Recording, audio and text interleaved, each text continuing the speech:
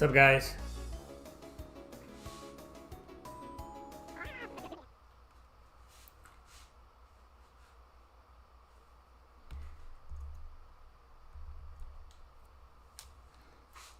What's up, everybody?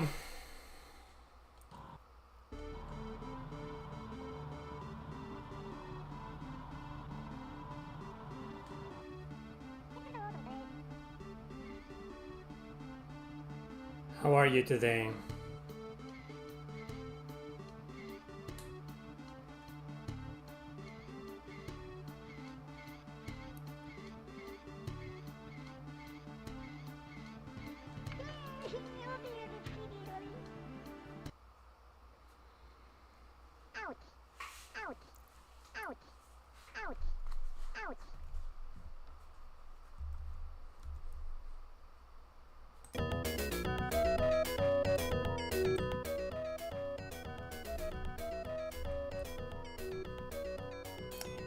Who was that elf in the picture?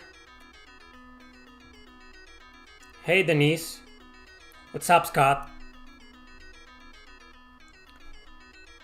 That's Altina from Shining Blade. Altina from Shining Blade. That was a thumbnail for one day of a video that I uploaded 2 days ago.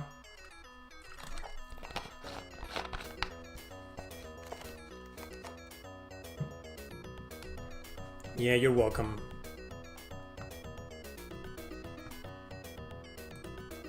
That? I thought it was a good thumbnail, but I don't know. Felt it was a bit silly for the type of video that I was trying to that I did. Just didn't make that much sense to me. I mean, it was appealing and all, but I don't know. Maybe I'll use it for something else in the future. So I changed the thumbnail.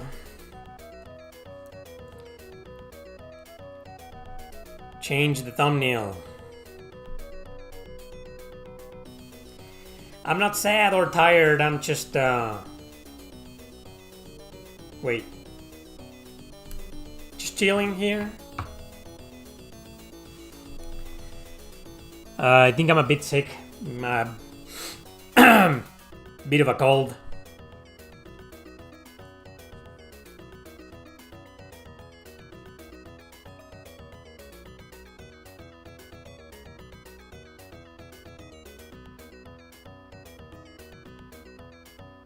You would love her to teach you about anatomy? Me too. Actually, that's from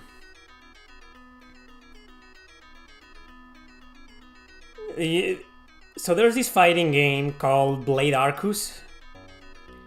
Blade Arcus of Shining, something like that. And it's a really good fighting game based on the Shining series, but it only has characters from Shining Blade, Shining Hearts, and Shining Resonance Refrain. Like the original, it was released on PlayStation 3 first, and then it was we got an enhanced port. Well, Japan got an enhanced port on the PlayStation 4 and Steam and Xbox One, I believe. I don't think it's on Switch. I don't even know. Not a single version left Japan. We didn't get a single one of those versions. So, but you know, you can buy the PlayStation 4 version or PS3 version or any version, well, like most. Wait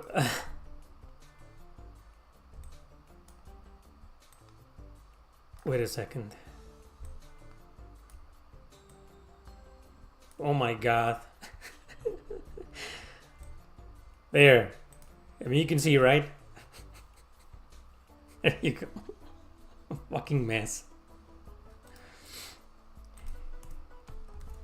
Anyway, so I was saying that this girl, the girl you saw before, she's from Shining Blade, but that specific, this image This image is a screenshot from the story mode of Blade Arcus, because she's one of the playable characters of Blade Arcus.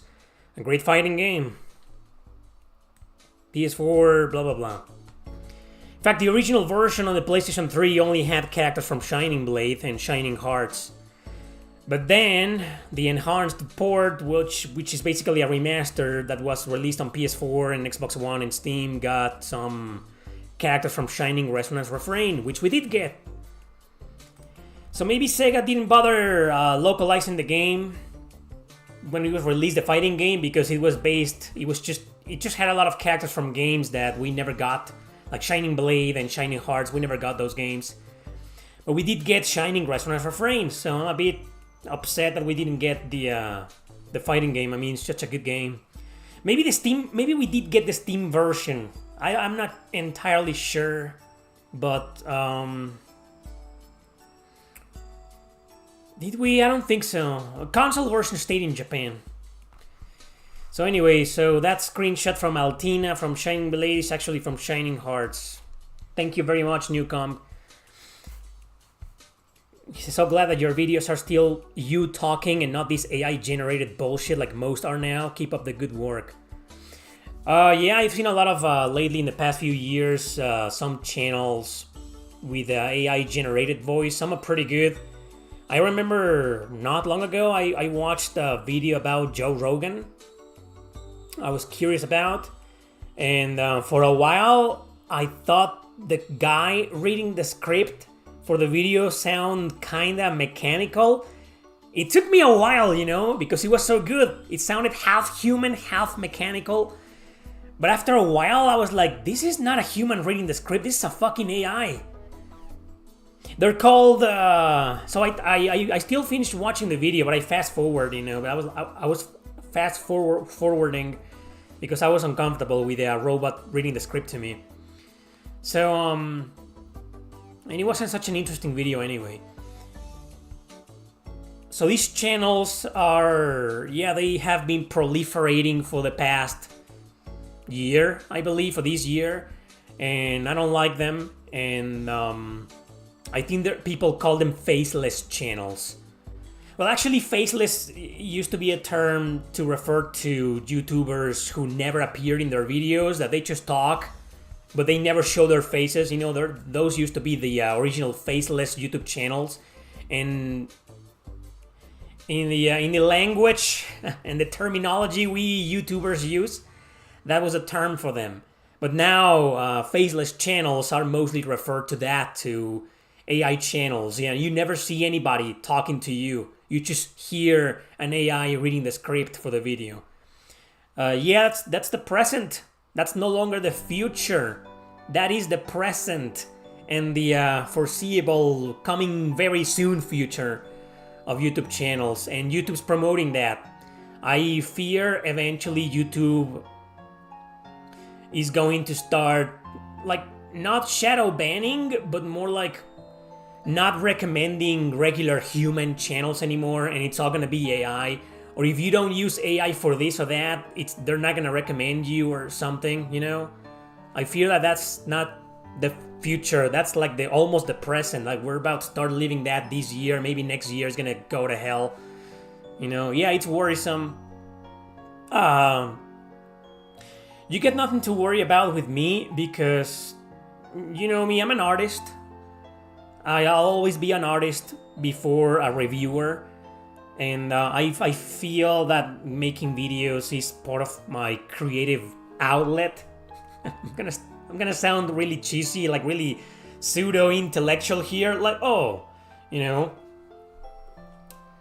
actually, I use my YouTube videos to express my creative side, So obviously, I wouldn't feel comfortable using AI to read the scripts that I write, because to me, that's art.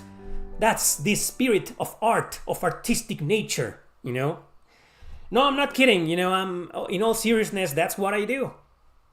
That is what I do, that's how I feel, it fills up my creative. When I was little, the story, right? I mean, when I was little, I always wanted to do some kind of entertaining. I wanted to do music. I wanted to do movies. I wanted to do scripts. I wanted to do books. I ended up doing books and short films, you know, but that got nowhere. And I ended up reviewing video games, and that got somewhere. So that's that, I guess. So you don't have to worry about me ever using AI, other than using AI as a joke for quizzes, for example. I know it's cringe. You know, it's not gonna be in every review. It hasn't been in every review. It's just in some reviews. So I know some of you find the toys, the action figures, you know, the dragon and quizzes kind of funny. But I'm pretty sure like half of the my viewers are like cringing bad. I know, so it's not gonna be in every video, right? But that's probably the only time you'll see me using AI for anything. to make fun of quizzes. To have a girl, because I don't have a wife. Maybe if I had a wife and she had a good female accent, English accent, she could do the voice of quizzes or somebody else. But I decided to use AI to cringe. Thank you again, Newcomb. At least you actually play the games you talk about on like the bullshit AI channels. Well, it's not just the bullshit AI channels, right? It's also journalists. They don't play the game. They don't like play the first 2 hours. Like, remember when I talked about Claire Obscure a couple of weeks ago? Like, everybody was praising the game, and they only play for like 2 hours. You saw everybody in the forum saying, "Oh yeah, masterpiece, game of the year. Oh yeah, did you finish it?" "No, I only played for like 2 hours, you know, 3 hours, and it's a masterpiece." Yeah, that's not just AI channels. It's also people, man. And other YouTubers and reviewers. Look, I get it. I have something to say that I'm not gonna justify them, but I'm a reviewer myself. I know what it feels like to... I mean, dude, it's not the same to review a retro game that you can beat in like 1 hour or 2, and a fucking role-playing game. It's gonna take you 40 hours, right? 10, 20, 30, 40, 50 and up, you know? So it's many hours spent playing the game just to be able to review it. Like, I'll be honest, and you guys know this, I've always been transparent, you know, I don't have any reason to lie.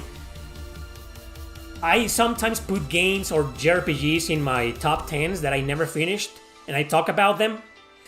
But when you see me talking like really deep, or where the segment of the game is really long, or if I make a video review about it, you know, 9 out of 10 times I beat the fucking game. But I understand that some reviewers, whether they're YouTubers or not, whether they only have an online magazine or not, I understand that sometimes they don't have enough time to finish the game. They gotta play the game for a few hours and then move on to the next one, and so on. So they may not have enough time to finish the game or to complete it to 100% it. I mean, I try to finish every single RPG that I play. So about 80% of the RPGs that you've seen me covering in my channel, I finished them at least once, right? Where I made it very far, as far as I could. But you know me too, like I don't have time to 100% games, or to do like 2 playthroughs in a row. Like, oh, let's start a new game plus right away. Or to do all the side quests, or beat the post-game dungeon, or to play the entire game on hard mode, on the hardest difficulty. I don't have time for that, you know? But I don't like to rush things, and I do like to play the games and at least beat the main story on normal mode, you know, and then move on to the next game. That's what I do. It usually takes me a couple of weeks to beat most RPGs. 1 or 2 weeks depending on the game, and depending on how good it is. Sometimes they aren't that good. I mean, you know, right, I'm not gonna spend 4 or 5 hours a day playing an RPG that it's good, but it's not that good to keep me playing for fucking 5 hours every day. I don't do that, you know? So sometimes it takes me longer. But, I'm not trying to justify these reviewers or these AI channels, you know? I think it's wrong to cover a lot of games that you don't even finish or you don't even play. You know, a lot of people in AI channels do that, you know, but... Because when I say people in AI channels, it's basically the same thing, because most of the AI channels are not 100% AI generated and controlled. Like, somebody told ChatGPT to write the script for them, and I mean, a human was still involved in the video, right? So I get it that RPGs is the hardest video game and the most time consuming video game genre to cover on YouTube or as a video game reviewer. It is by far the hardest and the most time consuming.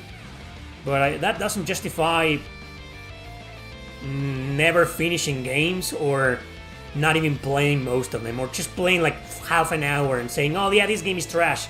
Dude, you only play half. Dude, even the bad games that I've trashed in my channel are like that. I mean, I play them. I fucking play them, man. I force myself to play them. Sure, most of them I don't make it past the first 2 hours. That's true. But at least I put 2 hours.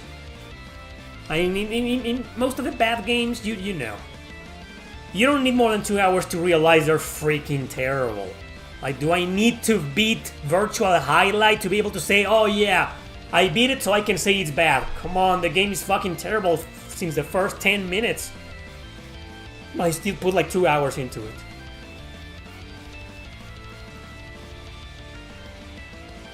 Let me read your comments on the matter.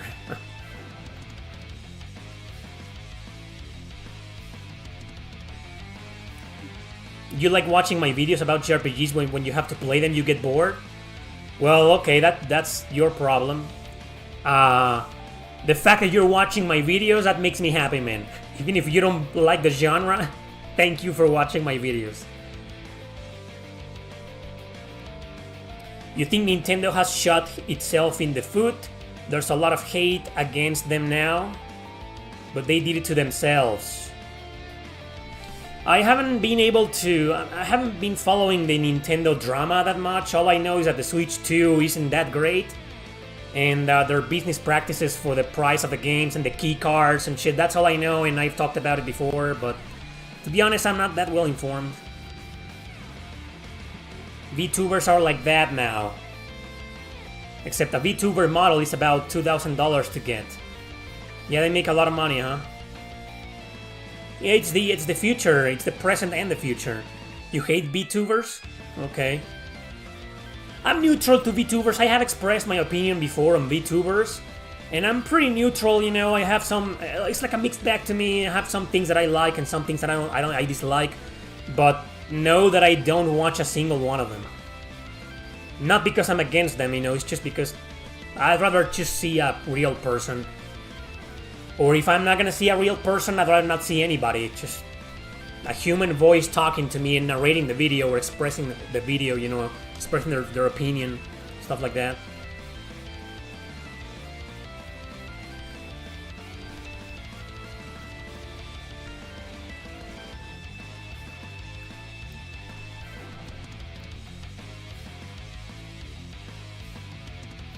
You're welcome, The Last of Us.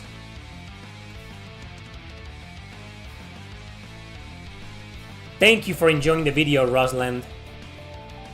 Yeah, that ended up being a long video, fan translation, fan translated hidden gems. I don't think it's gonna get a lot of views. You know, I'm fully aware that like most of my viewers don't really care about fan translations, which is why I often end up just putting 1 and 2, you know, in regular videos. You know, so if people don't care about them, they just fast forward to the ones they do care about. I don't know why there's a lot of rejection for fan translations, you know. It's like, okay, sure, you can't own, I mean, you're not gonna buy the game, you're not gonna be able to play the physical version of it because you don't understand Japanese. But how about if you feel bad about emulation, how about you buy the game, the Japanese game, and then you emulate it? You're not doing anything wrong. Playing a fan translation isn't illegal, especially not if you bought the game. That's how I see it. Well, I don't know.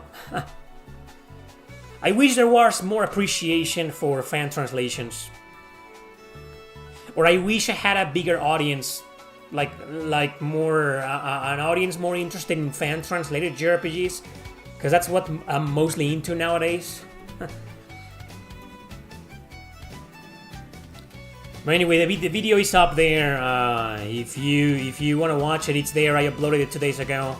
Hopefully you'll enjoy it. It's a really good video. Really interesting games in there.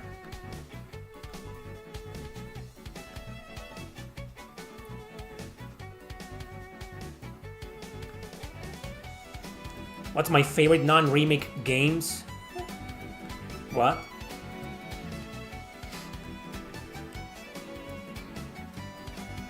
Hello from Donbass. Where's that? Donbass? Donbase? Where's that? Well, hello to you too. Donbase? I did see The Mask with Jim Carrey a couple of times. The Mask with Jim Carrey. When I watched the movie, of course, like every other pubert teenager, I had a crush on Cameron Diaz. But I went through a lot. I mean, I don't know if this happened to you guys, but when I was little, when I was like 12 years old, I watched the movie and I was like, she's so hot, right? And then I watched her in other movies and he was like, no, she's not that hot. But she's so hot in that movie. We all know Eric is not a real person, but we still watch. That's right, I'm a product of your imagination, people. I am not real.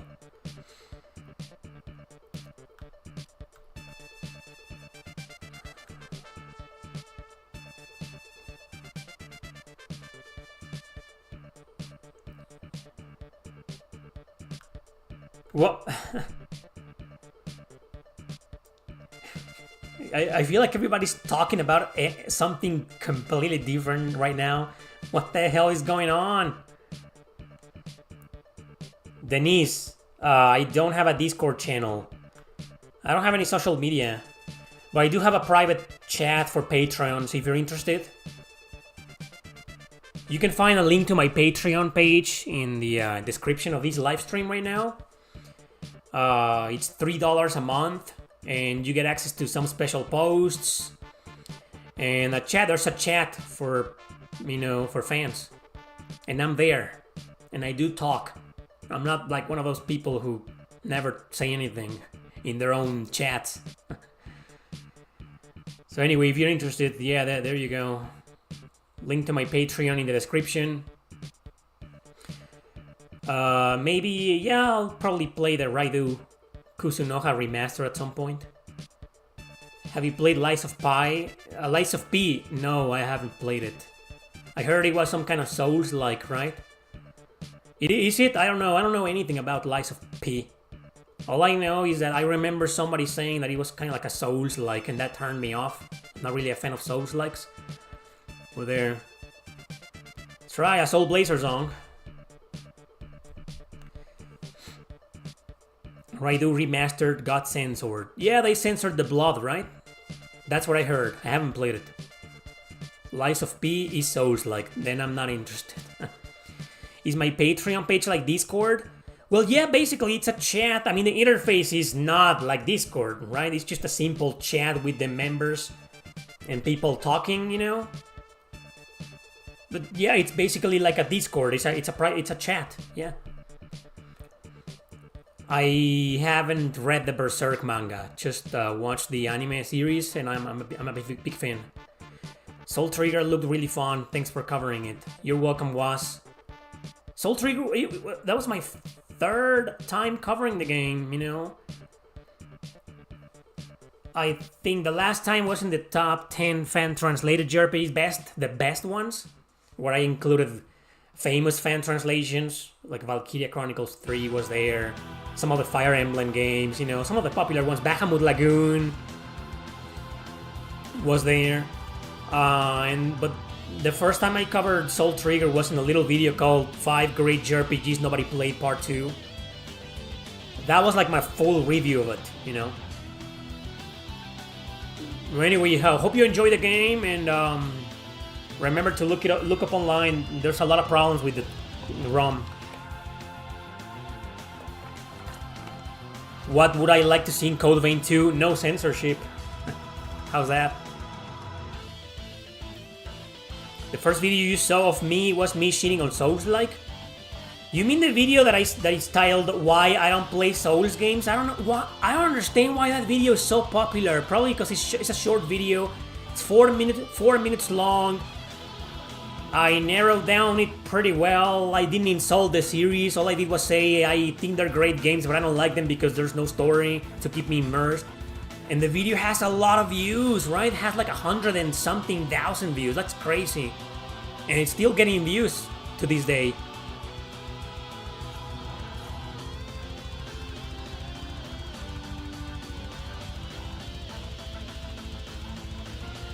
Yeah, I couldn't get into Dead End Request Code Z.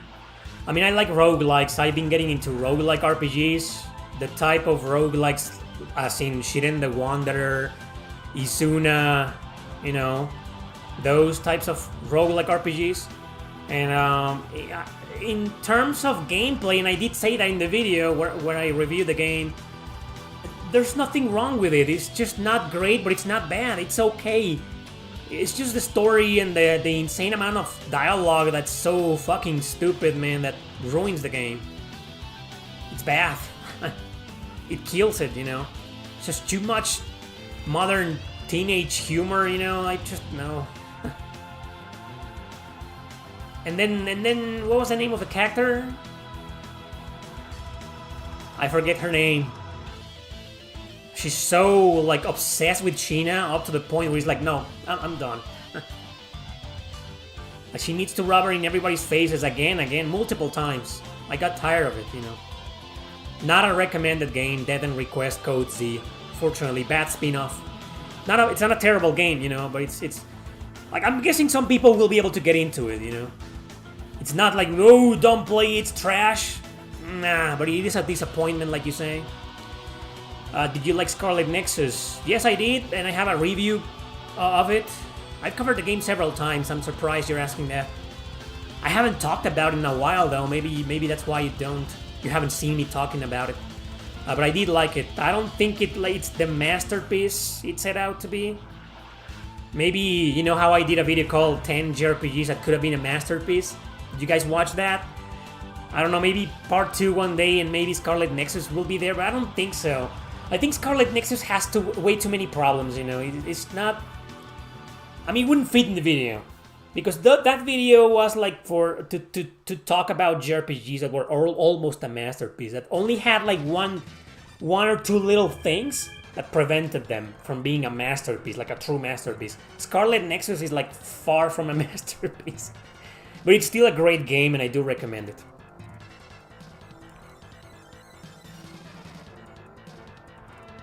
Well, Code Vein was more of a narrative experience compared to the item text storytelling of From Software.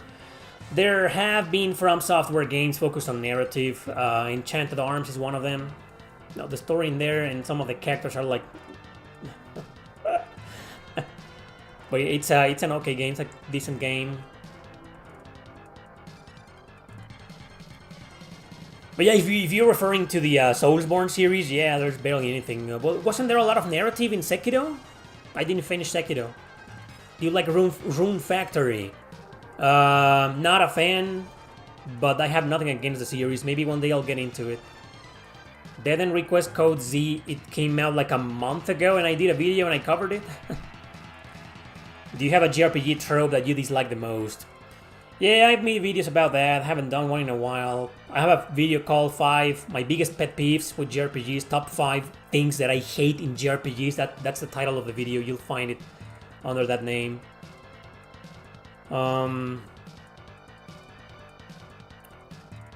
Right now, the biggest gripe I have with JRPGs is like... well, nasty, big, nasty spikes. I hate that. And it's a trope in JRPGs. It's like almost every single JRPG needs to have one, you know. But recyclable bosses, I can't stand that, man. It's like I beat this guy. Why are you making me fight it again? And not only once, 2, 3, 4 times sometimes. You know, it's like, dude, just don't. I want to defeat a boss and never. I don't want to fight that boss again, ever again, never. You know, and a lot of JRPGs do that. Yeah. I also don't like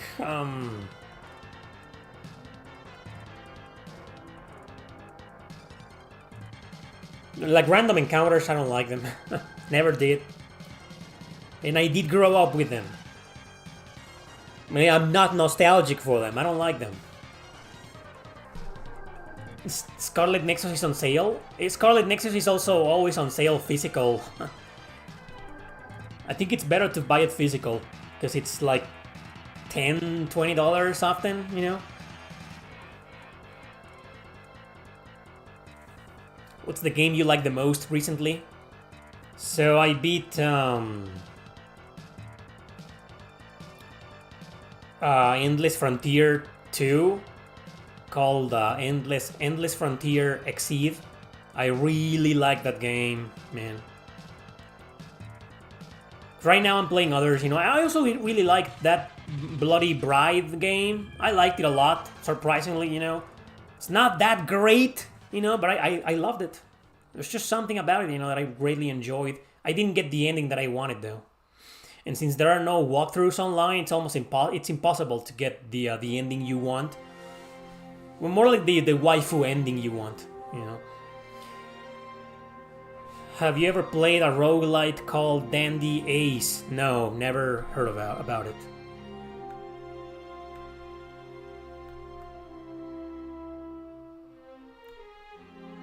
You love videos like that? What do you mean? What kind of videos? I haven't played Fuga 3. Fuga Melodies of Steel 3, I haven't. I changed the profile picture again in this channel. It's a fan-made, I wouldn't say drawing, because like he took a real picture of me and used some kind of software to make it like a animated version of it, like a drawing, you know. It's weird. This fan sent this image to me, this fan art, many years ago, and I never used it until right now. Hopefully that fan is still watching the channel and will notice. You were expecting me to say original Saga Endless Frontier. Yeah, both games. Well, the first game I beat it like 12 years ago, probably more. 13 years ago, maybe, you know? It's been a long time since I beat the first game, but the sequel I beat it like a month ago, probably less, like 3 weeks ago. Emerald Dragon, that's another one that I really enjoyed. But Endless Frontier Exceed. Like, out of the JRPGs, out of all the video games that I've beaten in, like, this month, June, like, Endless Frontier Exceed has been the best one. Did you play Saga Scarlet Grace? Yes, I did. I have covered it before. But not that much, you know, not that many times, because I never finished it. It's a Saga game. The only Saga game I have ever finished in my life is Romancing Saga, the remake on the PlayStation 2. That was the only one that I finished, and I used a guide, and it was a nightmare, you know. It's just, those games are open world games. You can do whatever you want. But then, I don't know if this is the case in other Saga games, but in Romancing Saga, if you take too long, you may get a bad ending or get locked into a bad ending because you took too long and the end of the world happened, something like that. I don't remember, it's been a while. Saga Scarlet Grace is a good game. It's just like, it's a huge grind fest, and it's like, where the fuck do I go type of game. And when I first played it, I put several hours into it. I wouldn't say I made it to the half, no, to midpoint, no, but I put a lot of hours into it until I gave up. I was like, no, I'm just not in the mood for where the fuck do I go. But I have covered the game and recommended it. Which demons in Shin Megami Tensei 5 you like best? Or you've had in your party the longest? I don't remember, man. I beat that game like 4 years ago almost. I beat it when it came out. I bought it on day one. Something I regret. Who was in my party? I don't even remember what was my final party. I think Lakshmi was in my final party. Yeah. It's pronounced Lakshmi, right? Lakshmi? Lakshmi. That she was in my final party. The other two demons I don't remember. Was it really Lakshmi? Well, I don't remember which ones were in my final party, to be honest. And I never fused the snake girl, which is one of the main antagonists of the game. What was her name? Forgot.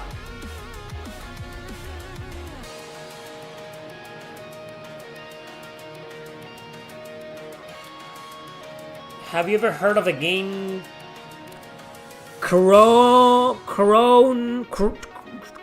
Cross? No, what's about? It sounds like a visual novel. Like a hentai visual novel. Never heard of it.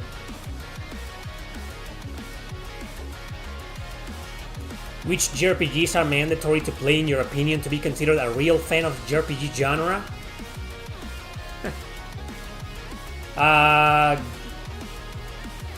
My favorites, maybe? Go to my blog right now, and all the ones at the top, those are the ones.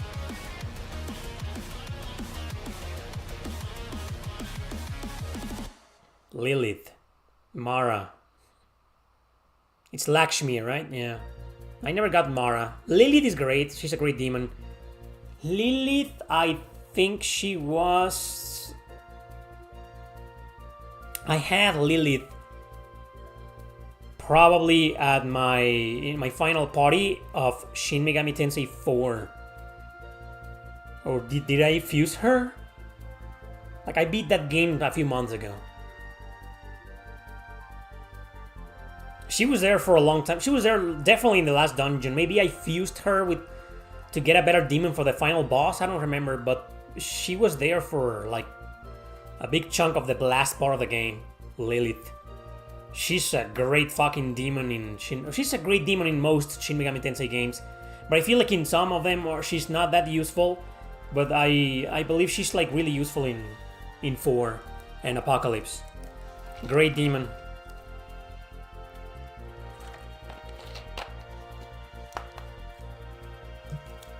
Have you heard of Chrono Odyssey? I have heard about it. I first heard about it when it was announced several years ago. It caused some confusion. Some people were like, "Oh, a new Chrono game." No, nothing to do with the Chrono series. It's just its own thing, you know. I think it's a Western RPG. I don't even know. I don't know anything about it. All I know is that it came out recently. I think it was released this week, right? But that's all I know about it. Did you ever try to fight the Demi-Fiend in Digital Devil Saga 1? No. I never even got there. I would have tried though. I would have loved to try. Even if I was gonna get my ass kicked, I would have loved to try, but I didn't.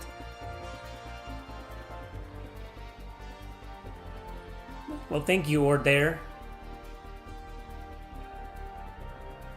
What is my opinion of Conception Plus? I haven't played it.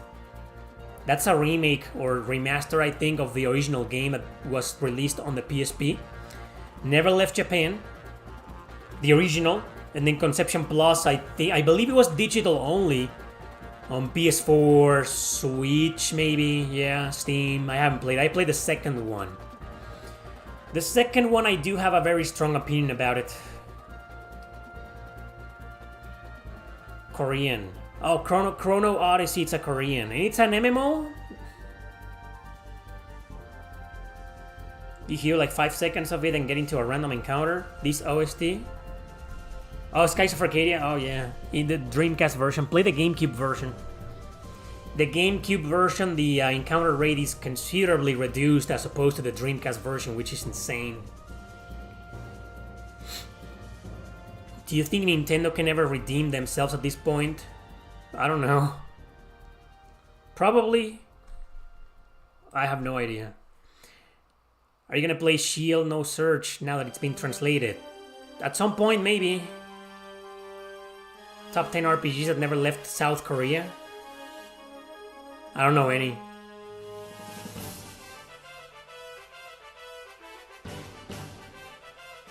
That's right, I agree. It's a really stupid game, Conception 2. It's hard. Like, you get near the end of the game, it's hard. It becomes a grind fest. And it's a slow burn because grinding in that game takes forever. Leveling up in that game takes forever because every battle takes forever. Yeah, it's a pain in the ass of a game to finish. But it's enjoyable, good fan service, it's a dating sim. Did you play Soma Bringer on DS? Yeah, I was gonna cover it in the video from 2 days ago. I left it out because I didn't finish it.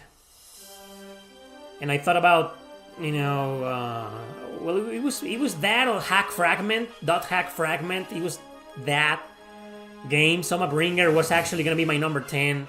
But then I noticed the list will have too many Nintendo DS games, and I took it out. I don't know if you noticed, but it has 2 of each console.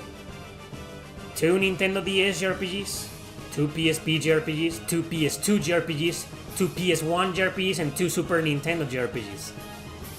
It is a coincidence. I didn't plan it that way. 10 JRPGs where the start is very hard. I think I remember one. Well, most roguelikes. Until you finally get the gist of them. Right?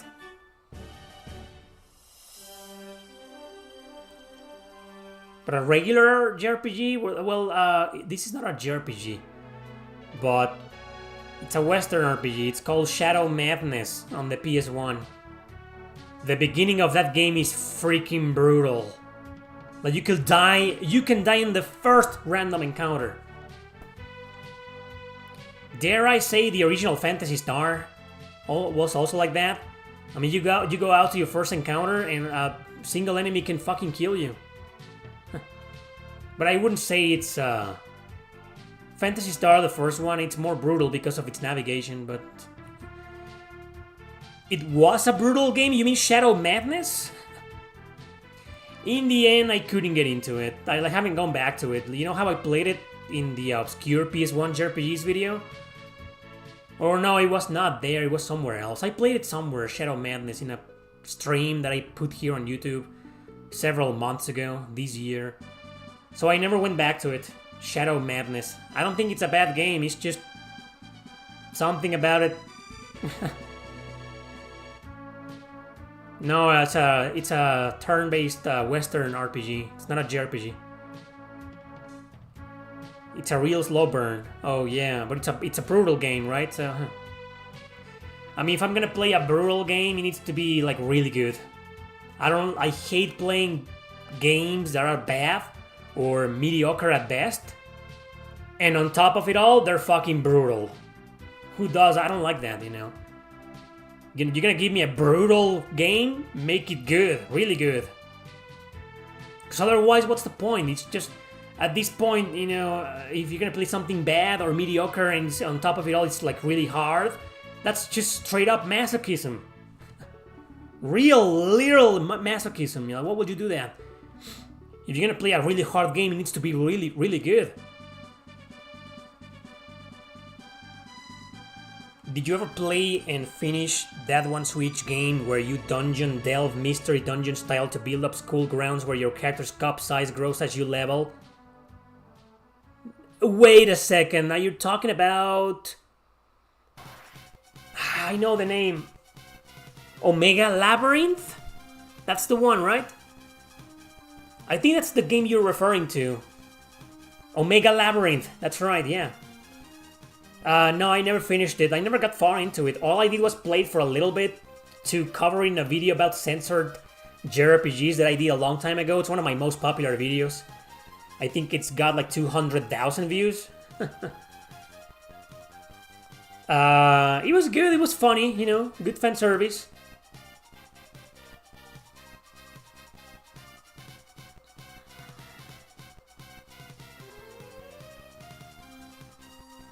That, you know, this dot hack fragment on the PlayStation 2, that's a really hard game.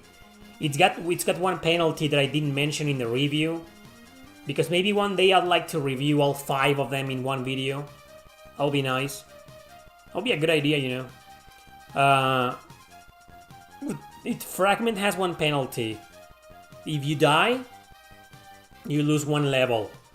And if you reset the game, like if you rage quit, you lose, the game detects that you reset the game.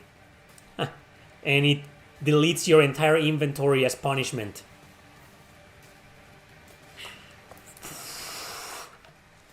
Fucking crazy.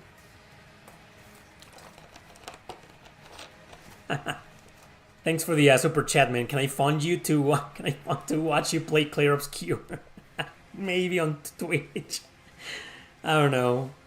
No. I could set up a goal here. Like a goal or something, you know.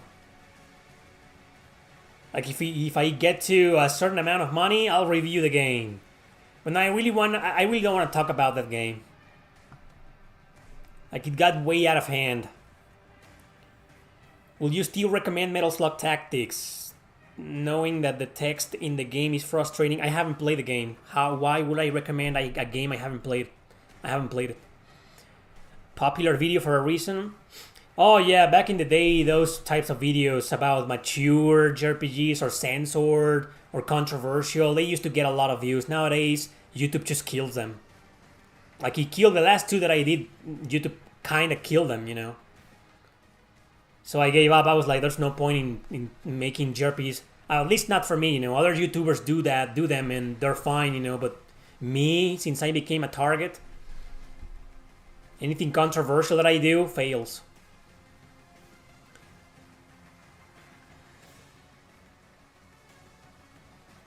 What exactly do you mean by the most anal retentive SRPG? I'm not sure. I'm not entirely sure what you mean by anal retentive SRPG. Could you be more specific and clarify that? Oh, and still enjoy the hell out of... Okay. So he's asking me about the most anal retentive strategy RPG and still enjoy the heck out of. You're gonna have to explain that, man. I don't understand what you mean by that. The first set of dot hack games were annoying. Towards the end, you're just healing your party. Oh yeah, I remember that. And casting spells galore. I remember at the end of Quarantine, the last one, for the final boss, I did that. I pretty much played the role of the healer and the mage, just casting spells and spells and spells and spells. It's a brutal... They're hard games. All of the dot hack games are difficult, but the first four, I mean, they're fucking hard. Also, an anal retentive game is a game that was evil but satisfying. Okay, good to know. That's your definition of anal retentive. Brian. Valkyrie Profile 2 Silmeria. That will be my pick. That game's fucking evil, man. But I love it. No natural doctrine, no. He specifically said an anal retentive game that I enjoyed. So Valkyrie Profile 2. Natural doctrine I did not enjoy. Zanki Zero is good. It's really good. Like, it has some problems, you know. I never finished the game. I was planning to, and I covered it in a video called Mature Rated Hidden Gems. But I made it far. I never finished it. I want to finish it one day and do like a video review about it because it's such an interesting and unique video game. I really would like to finish that game one day and review it. But it's so hard for me to play it because it's a dungeon crawler in first person, and you know how I feel about those. It's also really cryptic, man. I think it's almost impossible to beat Zanki Zero without a guide. So I recommend a guide. Because it's one of those, man. It's a good game.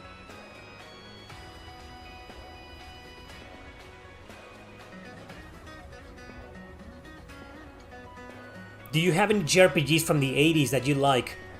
Yeah, I'm not really a big fan of, you know, because to me, when I first played them, they were already kind of outdated.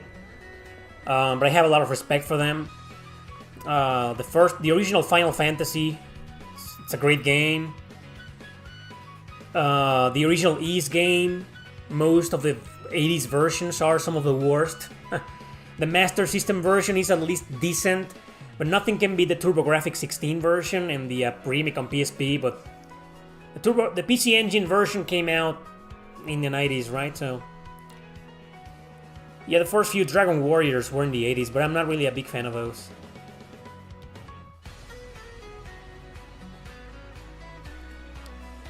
Can you please make a gameplay video of Sega Master's obscure games? You know what, man? I did a video called every like complete list of Sega Master System JRPGs. That was ages ago, like 7 years ago, probably more. It's still there, you can go and watch it, you know. So I have made that video.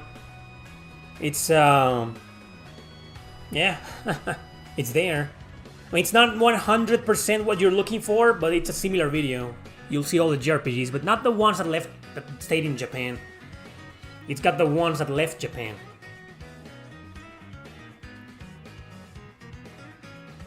I don't like that trope either. I'm surprised I didn't mention that in my Code Vein review. So I made a big deal out of it. I made an entire video thanks to the true ending bullshit of Code Vein. That was an old video. Hey Yum Yum. What outdated RPGs in the 8-bit, 16-bit era deserve to have a remake? I wouldn't know, man. There's every one of them says Kevin King. Yeah, but they're probably gonna censor every single one of them, so.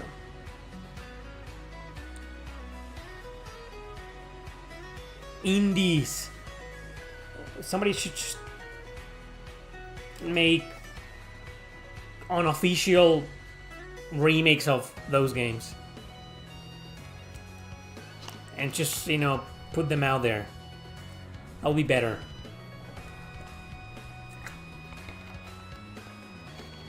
Any 20-year-old RPG? It's 2025, so you mean from 2005 and below?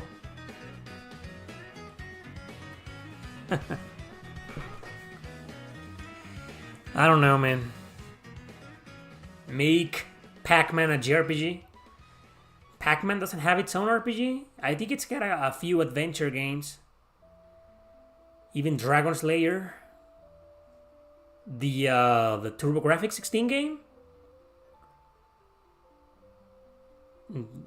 It's, I don't know if it's a remake or a remaster, the Final Fantasy Tactics game.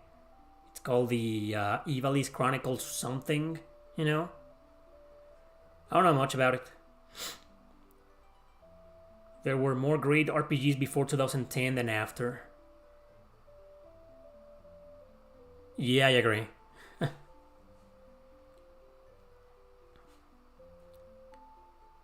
You can't always get what you want. That's right. Lost Odyssey on Steam.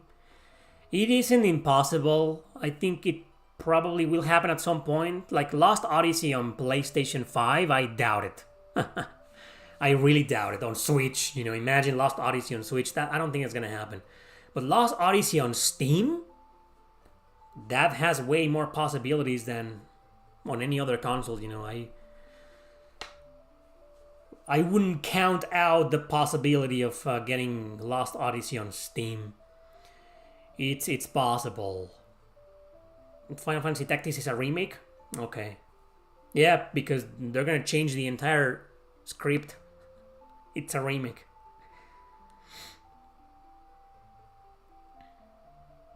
No, never. I gave up on The Last Remnant a long time ago. I don't care for that game. There's some JRPGs, you know, that there are some JRPGs that I've trashed in the past, and I've been trashing for like a decade, you know, and then that made some of my haters angry, and so all they want to do is prove me wrong. So they go out there and try to praise the game and just to be contrarian to me. A lot of YouTubers do that. I don't understand why, you know. It's just like, leave me alone. It's not like I'm that big anymore. It's over, you know. Just leave me the fuck alone. Thank you, Kevin. I wish Saga Frontier 2 would have been remade instead of remastered. It had one of the most challenging battles I can remember, where you win the powerful Cinder Forge sword. It was hard but fair, not shit. Okay, so I've never finished Saga Frontier 2, so I have no clue what you're talking about. But yeah, I can't say if I agree or disagree, you know. I'm not really a big fan of the game. All I know is that all I can say right now in its favor is that it's a better game than the first one. Saga Frontier 2 is a good game, as opposed to the first one. I hate the first one. Thank you, Shinji. It's been a while. What is my favorite JRPG town music? I can give you 50. I can give you my top 50. You know, I made a top 50 several years ago, like 3 years ago, I believe. Yeah, it's been 3 years since that top 50. JRPG town themes. And then, like 15 years ago, I also made one. That was my first one. And I think the first number one back then, 15 years ago, was Ahead on Our Way from Final Fantasy VII. I mean, 15 years, you know. Nowadays, I will say, I think number one is probably Memories of Salsetta, the first town. Yeah. I think that's my favorite town theme of all time nowadays. The first town of Memories of Salsetta.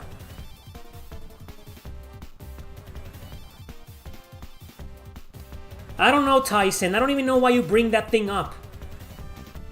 What do you expect me to say, man? What RPGs you will personally remaster if you have the skills and resources? Interesting question. Ooh, man, you just opened... You guys ready to go into a rabbit hole? A lot. If I were to do the remasters myself? Man, first and foremost, I will probably remaster... I will go with my list of favorites, you know? Remaster, right? So, okay.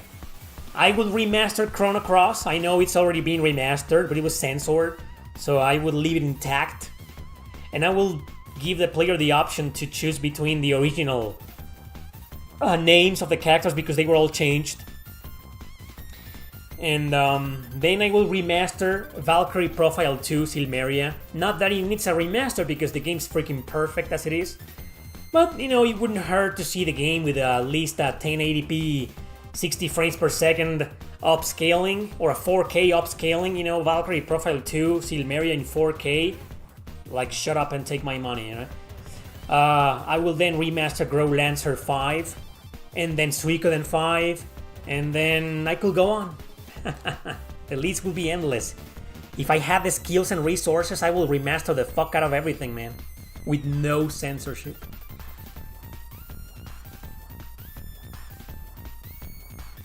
Which games are they trying to be? Usually just Resonance of Fate and The Last Remnant and Valkyria Revolution. Those are the three that I've noticed, you know.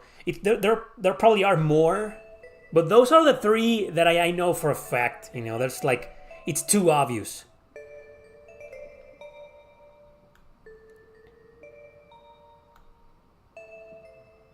Is there an easy way to use Xbox 360 emulator? I haven't tried it, man.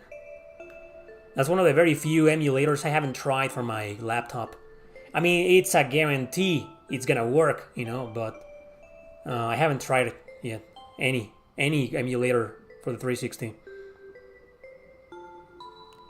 Which do you think? Oh, that's cool. I didn't know that, Mystery Kid. Mystery Kid says that original script is still available on the classic version, remake dialogue on the remastered version, both available on Ivalice Chronicles. So Final Fantasy Tactics remake, remaster, whatever, you know, it's gonna have both scripts, then that's good. That's great, Square Enix. You should do that with every fucking video game. Right? That should be an option in every single remaster nowadays. That's great, man. Which do you think is better, Dragon Quest Builders? I haven't played them.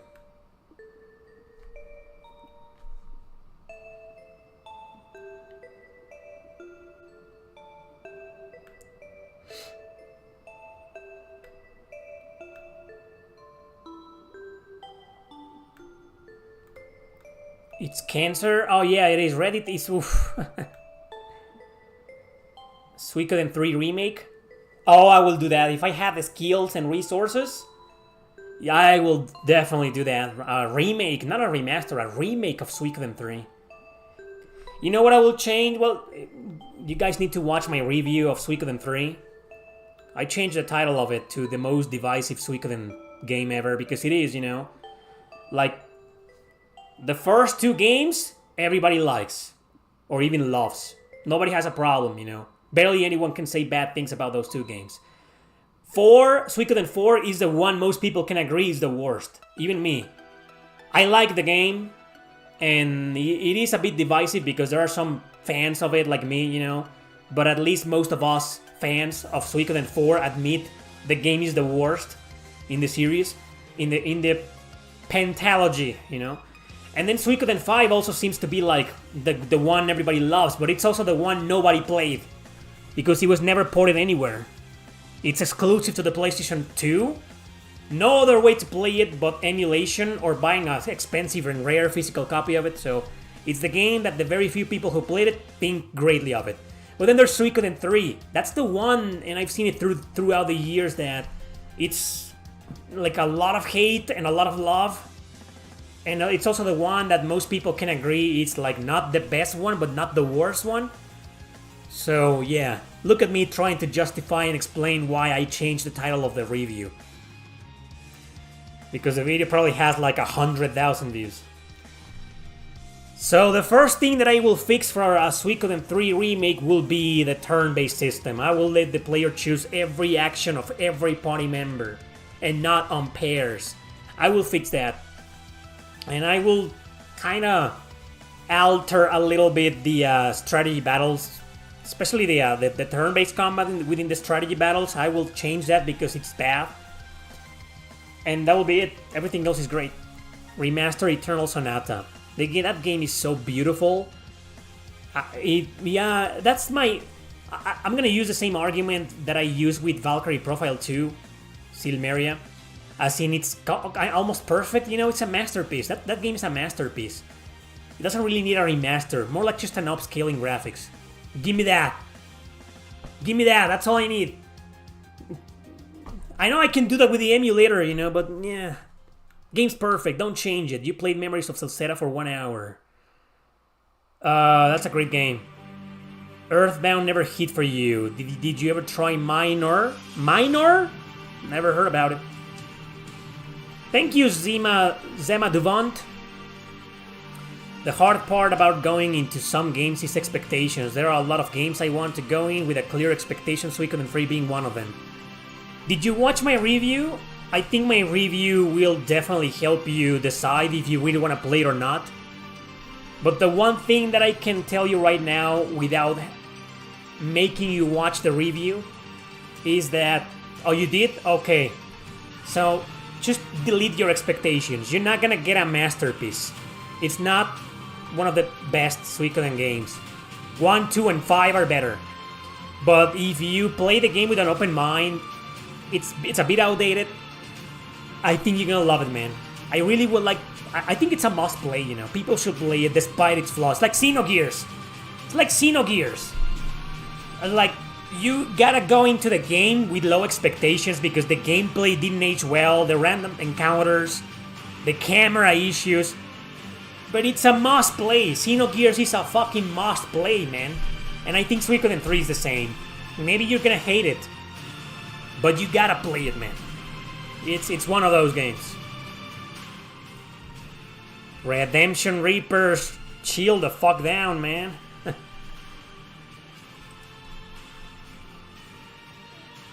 Isn't Celceta coming to Switch? Is it? I didn't know that. Is it? I don't know.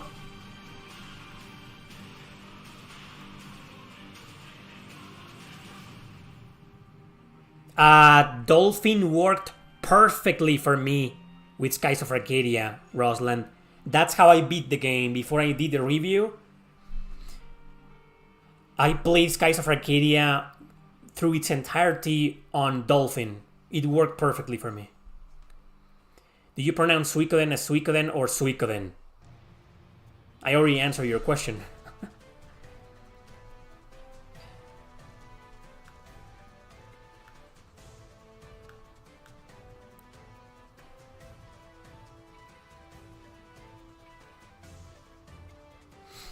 Are there any games that have impacted you on a personal level, and looking back, feel they have sent you on a different mindset?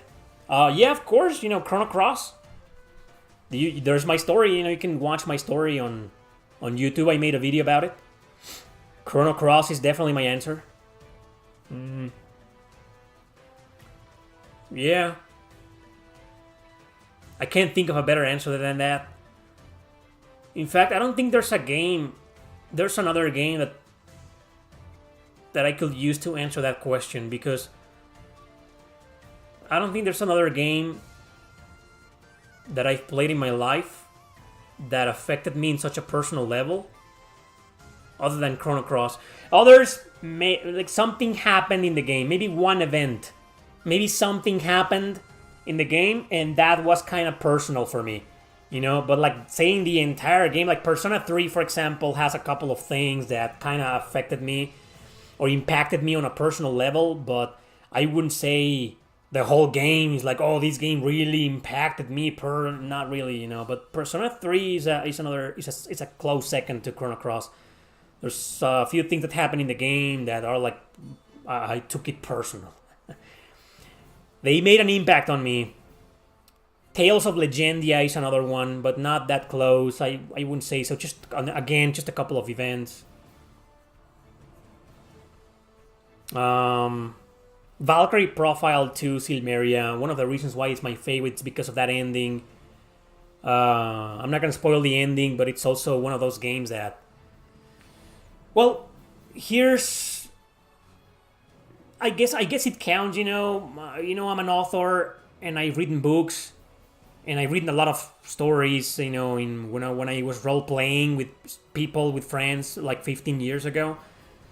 I think some JRPGs influenced my writing style, and Valkyrie Profile 2 was one of them. Like what happens throughout the entire story, all the plot twists. Xenogears, you mentioned Xenogears, that's another one that also impacted my writing, or influenced my writing or how I see JRPGs. Also, games like Xenogears and Valkyrie Profile, they have such good stories that they kind of set the standards for me in a sense that I'm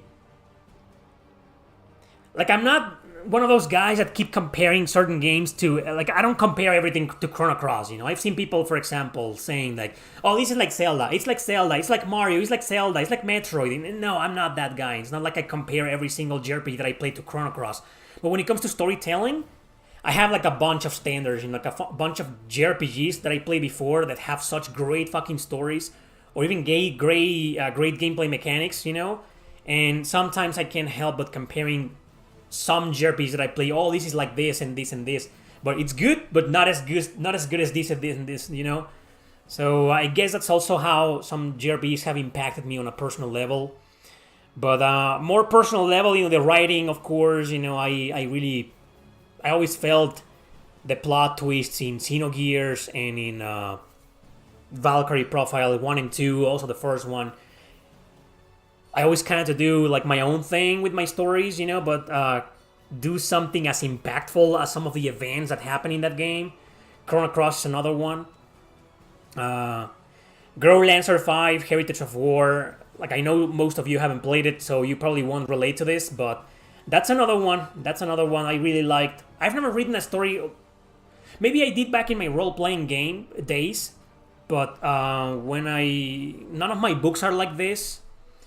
But I always found that made a personal impact on me, how the game is told through 4 different prologues, and then the game finally starts with the main character. I thought that was genius, I can't think of another RPG that does that. I can think of a lot of RPGs that start you off with one main character, and then half an hour later or 1 hour later, that's not longer the main character. Like Fate Extra on the PSP, for example. That's a game where, it's not a spoiler. It's something that happens right away. You play as one character, at the beginning, and then that character dies. And this is something that happens within the first half an hour. So it's part of the beginning, and then all of a sudden you're playing as somebody else, So that's happened before in JRPGs. Or JRPGs like Final Fantasy IX, which is another one that impacted me personally.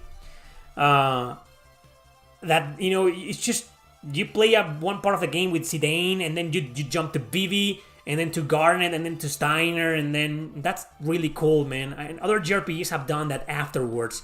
But before Final Fantasy IX, what, maybe there were like 2-3 JRPGs that did the same, I don't know. And so yeah, I always wanted to do that, and I probably did one back in my role-playing days, but nowadays, none of my books are like that. None of my books have like one chapter with one character, and then, you know, I do have books with that jump back and forth between protagonists, you know, but not in the way of Girl Dancer 5. More like in the way of Final Fantasy IX. That I do have, you know. But leaving that aside, Final Fantasy IX is another one that impacted me powerfully. You know, the music, some of the events of the game, Vivi's existential crisis. Nowadays, Vivi's existential crisis is more like, man, I'm an adult. I can't relate to that. But if you played Final Fantasy IX back in the day when you were I was 20 years old when I played it, you know. So I still had some existential crisis in my head. So that was funny and interesting, you know, at the same time, and impactful. And the ending, you know, I don't know. Too many games.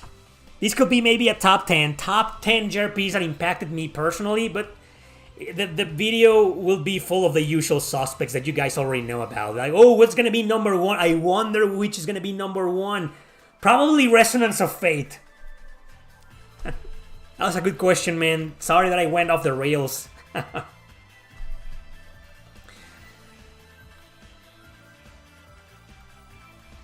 I missed some question, guys. Sorry.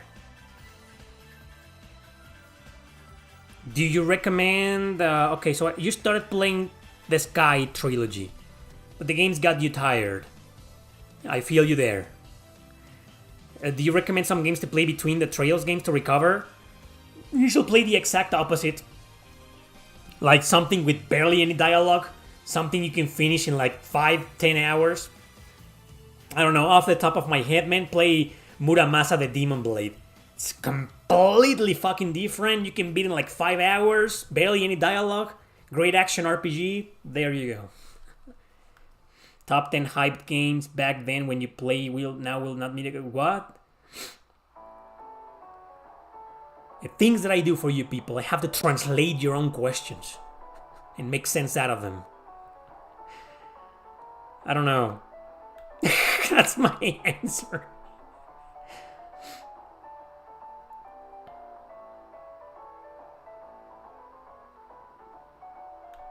You've downloaded all music from games? Or do you use Spotify? No, I don't use Spotify. I downloaded music from games. I have to because I use them for my videos, you know, as background music. Whenever I talk, you've noticed. You've probably noticed. Like number 10, Xenosaga, and I play the Xenosaga theme, you know, one of the songs. You know, so I have to download them. I can't use Spotify. Yeah, I just talked about Suikoden 4 like 5 minutes ago. Would you date Kid in Chrono Cross?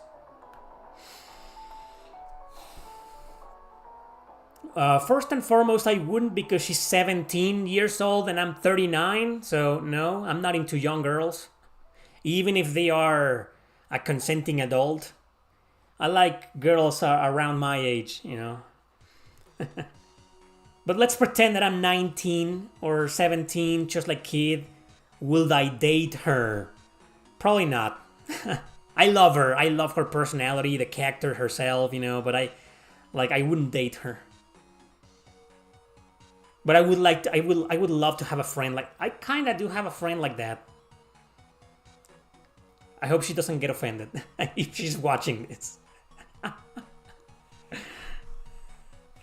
Persona 3, 4, 5. Which one do you think is the weakest? 4. Will you be playing a Trails in the Sky remake? Yeah, it's gonna be on Switch, right? So I'll probably download it, yeah. Top 10 JRPG characters you would love to date. Oh my god. Always, every Q&A, we get into the waifu topic. Jesus. So I will probably date... I will date Sarah from Trails of Cold Steel. No, never mind. She will be drunk as hell. I will date... I will date Melvina from Growlancer 5. How's that for an answer, huh? I will date Melvina. I will date Sakuya. Sakuya from Shining Blade. But I don't want to spoil anything about Sakuya, but she's got this... She's this fucking huge... She's a big deal across the Shining series. She's not just there in Shining Blade. She's in all of a lot of Shining games. And there's an arc, a mystery, this intriguing storyline arc with her character. That's like... Maybe I wouldn't date her. She probably wouldn't go out with a guy like me. That should be the question, man. What? Never mind which girls I will date. Like which girls will date me? I don't think Sakuya will date me. I think Sakuya standards are like really high. Anyway, well let's talk about the characters you know. Most of you haven't played Shining Blade. You don't know what the fuck I'm talking about, right? So popular characters. I will also date Karen from Shadow Hearts. She will. I don't know if she will date me. She probably will date me. Yeah, I'm her type of guy. I know because I'm like Yuri. Right. I will date Aigis, but that'll be too weird because she's a robot. So no. Mitsuru will never date a guy like me. Mitsuru from Persona 3, she will never date a guy like me. I know that for a fact. I will have to be like, I mean, you have to be in the game, you have to be like an intellectual. You have to train your knowledge or whatever level, you know, intelligence level up to the max so she can date you. Otherwise, she's like, nah. So I will date Mitsuru, but I'm pretty sure she wouldn't date me. Yukari and I are like polar opposites, so no, that will never, no thanks, that will never happen. And then there's Fuka. Next game, I will date Harley from Chrono Cross. She will be so fun to date, and then she will just play with my heart. She's that kind of girl. Harley from Chrono Cross. You will date Lady Aurelia Le Guin. I will date her too, you know, but she will never date a guy like me. I feel like characters like Aurelia, you know, have like huge fucking standards. You need to be the most badass motherfucker on the planet for a girl like Aurelia to even look at you twice, you know? Shanoa from Castlevania? I don't know her that much. I will date Chloe Valence from Tales of Legendia. I mean, she's obsessed with Xenol, but I will date her if she will have me, you know. I will date...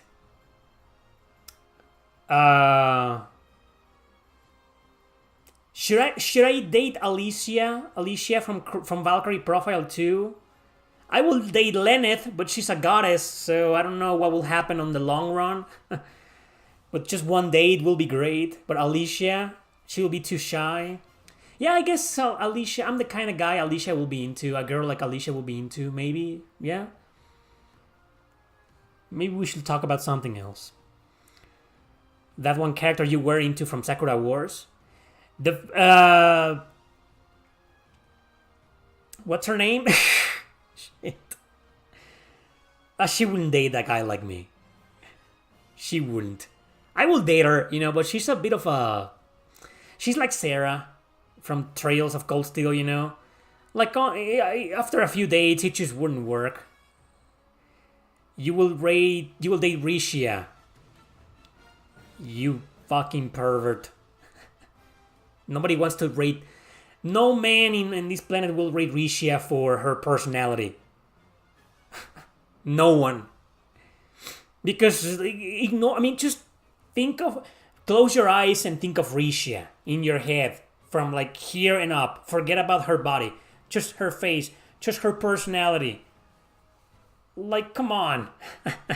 I'm not saying she's a boring character. I'm not. She's a really interesting character, though. But she's... No. I don't know. Like, I'm not into a girl like that. Jean from Suikoden. I don't know. I don't think so. I wouldn't date Jean, man. Imagine just how will she show up in our date? I will be very uncomfortable. Everybody will be staring at her. I'll be like, hey, aren't you cold? How about you can have my coat? You know, guys are like that. When we see a girl like Jean on the street, we look at them. But when we date them, like we don't want anybody to look at them. So no, I wouldn't date Jean. I'll be so uncomfortable, man. Maybe I will date Jean like in a completely private location where nobody can see us. That's what I will do. We like in a fucking restaurant, man. Oh man. Goddamn. Phage from Eternal Poison. I'm gonna use my Harley argument with Phage. You know? Like she will only play with me and use me and manipulate me. Phage is kinda evil, you know. She's a manipulative bitch. I love that character, by the way. I don't mean to insult her, I fucking love her. She's one of my favorite characters in that game. I will date Phage. Once. I will date Reina. Nah, let's not spoil the game. That's it. Ellie from Trails from Zero, she's I will date her once, you know, but she's not gonna be interested in a guy like me, and I wouldn't be interested in a girl like her. I mean, she's a politician. Fuck. Sorry for the spoiler, but yeah, she's like. Nah. Which of the babes from the Robot Tyson DS games would you date? All of them. Everybody will be like Jean, like dating Jean. Everybody will be staring at them. I will date Ashen. I know she's an android, but she's not like Aegis. Aegis, like if you compare Aegis from Persona 3 with Ashen from Endless Frontier, like Ashen seems to have like a human, maybe silicon type of body. I don't know what her body's made of, but Aegis is just like her face, right? Her head. Everything else is robotic. It's like parts. Like I'm gonna sound very extremely ultra politically incorrect and extremely offensive. Disclaimer. Warning. But you can't fuck Aegis. And Ashen, I believe you can fuck her, right? So maybe I will date. But if we're strictly talking about dates, not sex, dates, then I would love to talk to Aegis. I could talk to Aegis all day. Ashen, maybe. She will be switching personality all the time, you know, and I wouldn't mind. Anyway.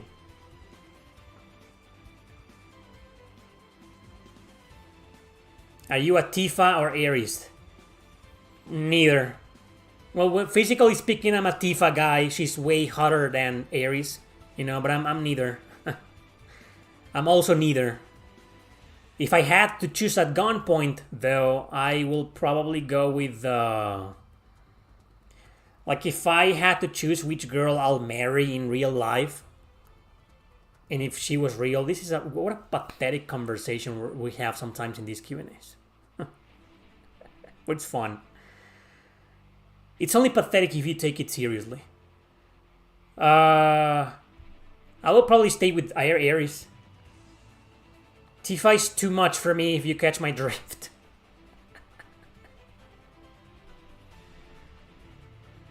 Do you know any good JRPGs thematically like Ergo Proxy, old 2000 psychological anime?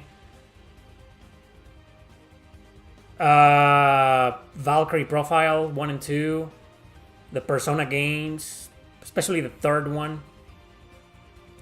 Some of the Shin Megami Tensei games. But that level of psychological, like Ergo Proxy, Serial Experiments Lane.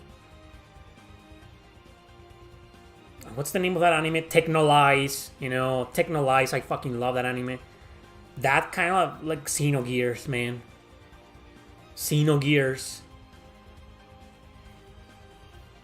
Nothing beats Xenogears. Actually, that's the perfect answer to your question. There aren't that many, you know. Strict the 2000s, you say, you know. Yeah, there aren't that many. Eric is a Yuffie guy? No, I'm not.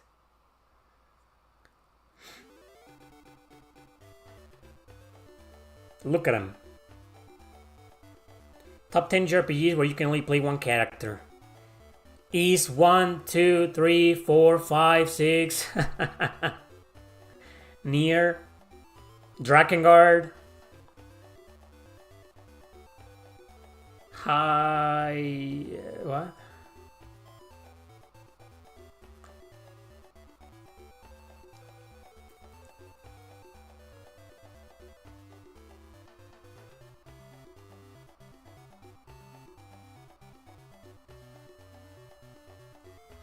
You know what else? Nier. Indigo.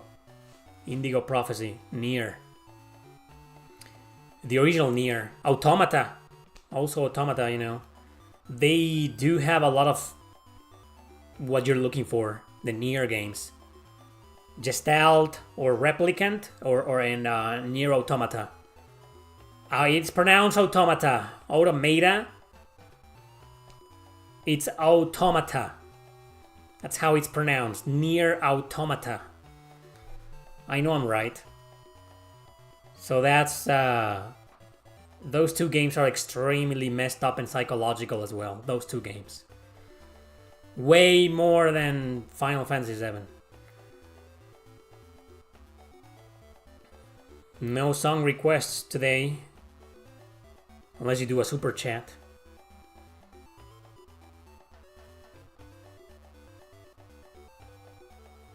And the guys are still talking about waifus.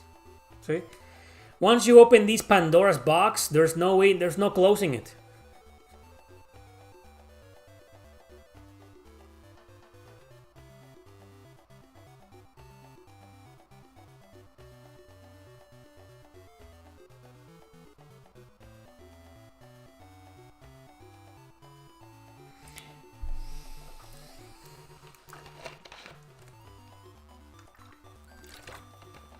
I have a review about Atelier Yumiya, Jason. You can check it out.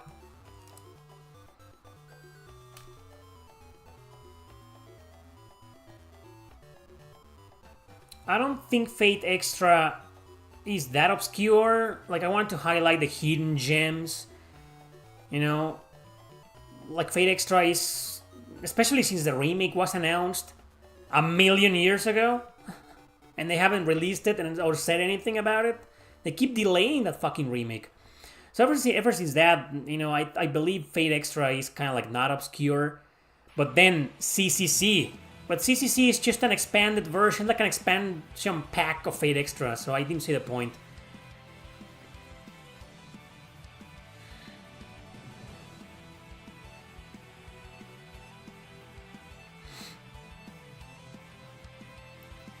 What was your first console ever? The NES. NES, Nintendo Entertainment System.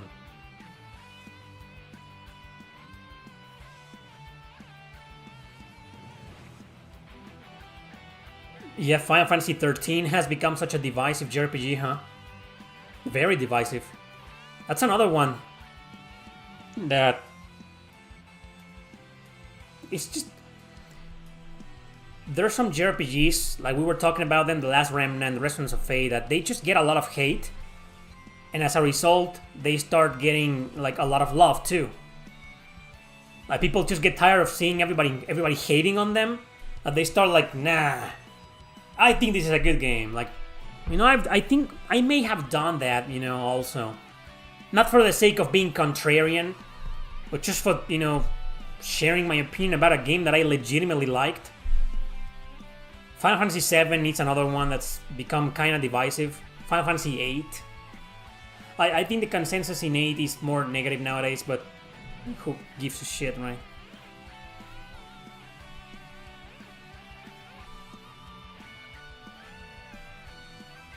There's a guy called Thor high heels.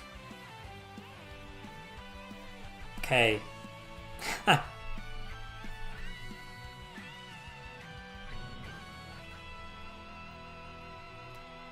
So are you those guys? Sometimes YouTubers show up in other YouTubers' streams.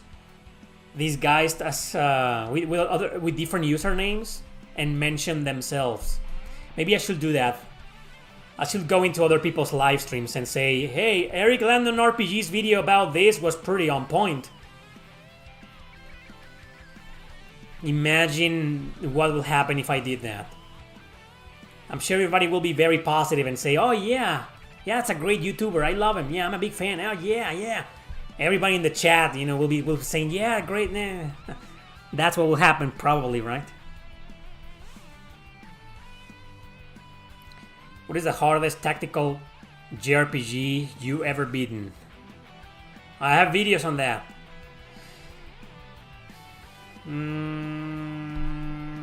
I'd say the original Devil Survivor. Shin Megami Tensei Devil Survivor. I don't like Trails Through Daybreak. Casa del Pop. So I don't care about Van.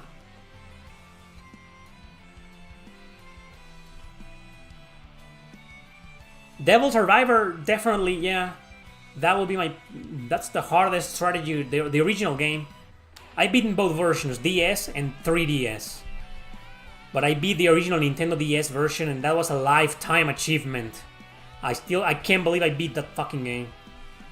It makes me angry just thinking about it. Yeah, that will be it. Fire Emblem Radiant Dawn. Well, I played it on normal mode, the real normal mode. So maybe it wouldn't count, but it was still hard. Yeah, that'll be it.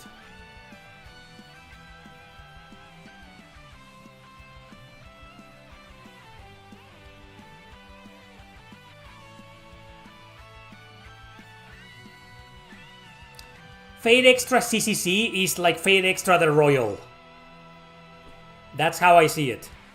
It's the same game, just a bunch of new stuff and stuff like that. But at its core, it's the same game. Fate Extra CCC or Triple C. Let's call it Triple C. It's basically Fate Extra the Royal. Fate Extra Definitive Edition.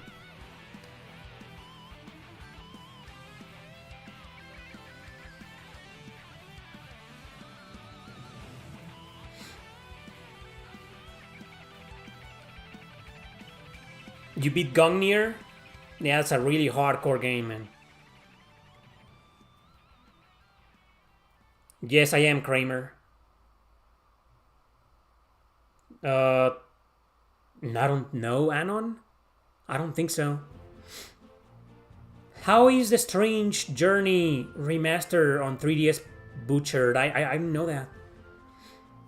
I don't think they butchered the Devil Survivor 3DS port. I'm not sure.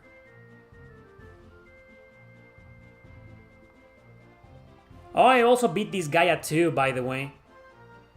The only Disgaea game I've ever finished in my life is Disgaea 2. I beat that. That's also one of the hardest strategy JRPGs I've beaten. I didn't beat Tactics Ogre. Made it to the last battles. Didn't even see the final boss. Never made it. I made it far. To the end. It counts. Devil Survivor 2, I only beat the 3DS version. I never beat Devil Survivor 2, the original Nintendo, the nightmare version of it. I never beat it. I beat the 3DS version, which is, in terms of difficulty, it's a bit toned down, just a little bit. How many waifus follow my channel? I don't know. I can't see them. I know I have some girls here, like Denise, Queen. But I don't know if there are some girls. If that's what you're asking. People don't like Strange Journey for the 3DS for its changed endings and additional character. Oh, so they changed the ending? I thought they had changed the entire story or script or something. I never finished Strange Journey anyway. Such a tiresome and exhausting game. It's a great game, but it's so exhausting. I made it to the final battles of La Pucelle Tactics. I'm not gonna spoil anything, but I also never beat it. I played the original PS2 version though. I know the Ragnarok version, which is nowadays on Switch, it's better. But I played the original PS2 La Pucelle Tactics version. I have played a bit of the remaster on Switch. This Gaia is good. They do explain it to you. It's just a pain in the ass to do it, that's all. But they do explain it to you. No, I don't like first-person dungeon crawlers.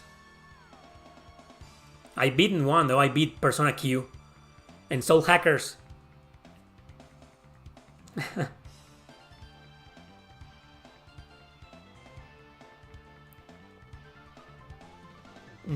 You really like the conveyor mechanics? Conveyor. Next time I describe the battle system of that game, I'm gonna use that word. It never occurred to me. Conveyor. Like a conveyor belt? Okay. You hate everything with a first-person perspective? Yeah. Like, I like some, but I'm almost the same. I can't stand it. No Etrian Odyssey. No Etrian Odyssey. Just Persona Q, Soul Hackers, some Shin Megami Tensei games, basically, you know, but... And I recommended others, you know, because despite the fact that I'm not a fan, I know they're good games, you know, but... Which Nippon Ichi Software game do I consider the most obscure? Probably anything that never left Japan. I was reading about some of them the other day, some Nintendo DS fan translations from Nippon Ichi Software, Japan. They're super obscure. I don't remember their names though. But out of the ones that did come to North America, Nippon Ichi Software, probably years ago I would have said the Rhapsody game, but I think it's become a little bit more popular nowadays. I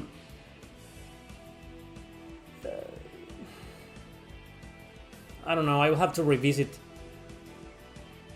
Void Terrarium? Oh, that's another one, right? And that's a modern one, it's on PS4, Switch.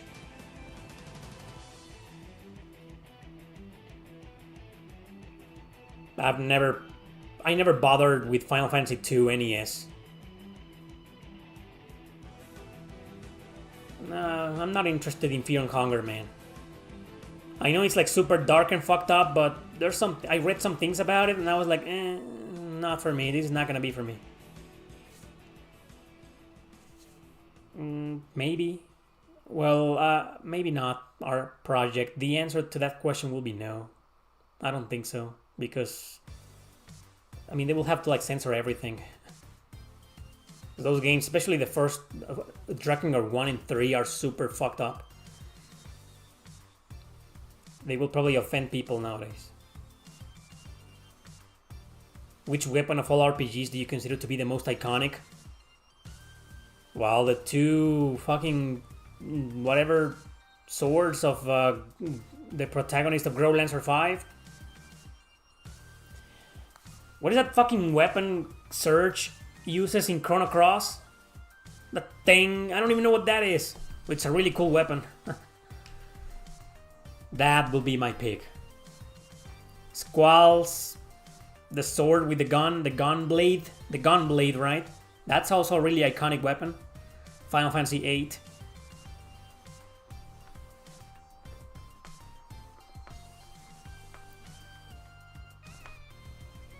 You want the ranting dragon comeback to the Eric? You mean? We'll see.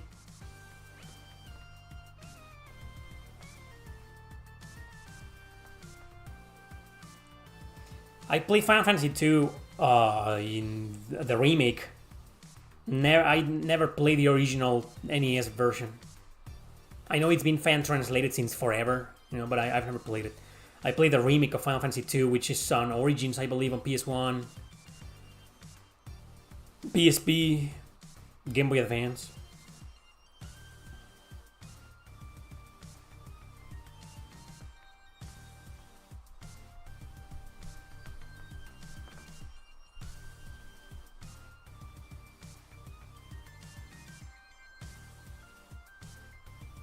No, Arthur Boy.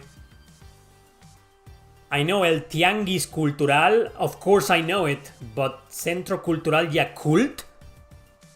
I've never heard of that, man. Fuck. And they have Japanese bootlegs? Why will they call it Yakult? That's fucking crazy. If the Ranting Dragon doesn't come back, then bring in a sock puppet. I don't have any sock puppets. I have this guy, though. Any love for that guy?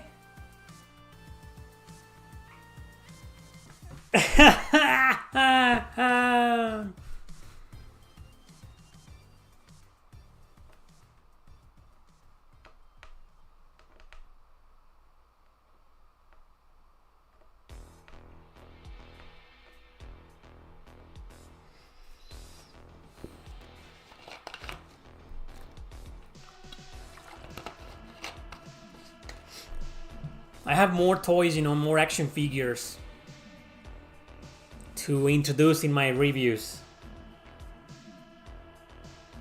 The ones you've seen aren't the only ones.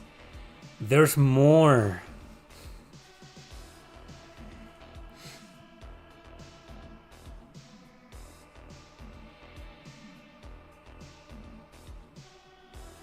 Final Fantasy VIII is better than 12. For a while I used to think the same. Nowadays I don't, but I like both. I'm that weird guy who likes both. Not the remake? What remake? There is no remake of either game. I never watched Married with Children. I know the show, but I've never watched it. That's a remaster.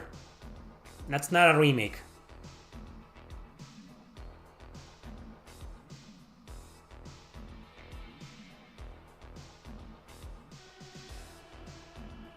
I like Final Fantasy IX more than all of them. Is that an unpopular opinion?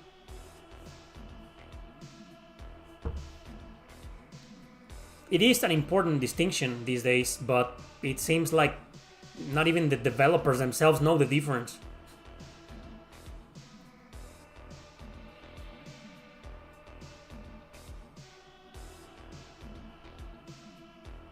No, I don't know how to ride a motorbike. My top 3 Final Fantasy games will be 9, 6, and 7. 9, 6, and 7. I have a top 10. I made a top 10 like a million years ago, but it's there. And I think I still feel the same. 12 was in my top 5. I think 12 was my number 5, I'm not mistaken. 8 was 4. Nowadays they will switch places. But I wouldn't remake that video, I don't see the point. I can't really care about Final Fantasy anymore. You beat Final Fantasy 3 on the DS? That's a really hardcore game. 4 on the DS is harder though. But 3 is like a pain in the ass. What's my favorite game that I didn't play? That question doesn't make any sense. How can something be your favorite if you don't know, if you haven't touched it or consumed it or played it, It makes no sense.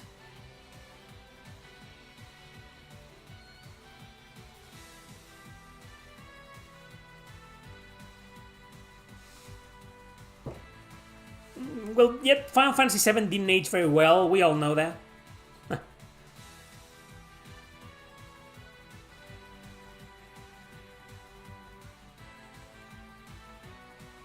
I didn't like Final Fantasy III.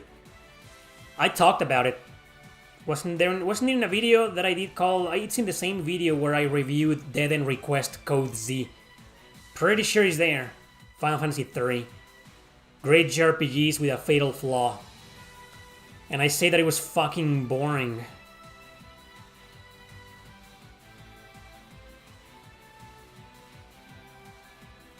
Scarlet Nexus 2? Anything can happen nowadays.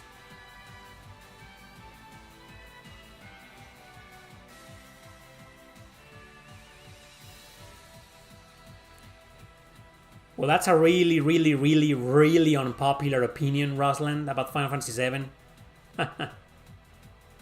Because almost the entire world will say otherwise. Back then.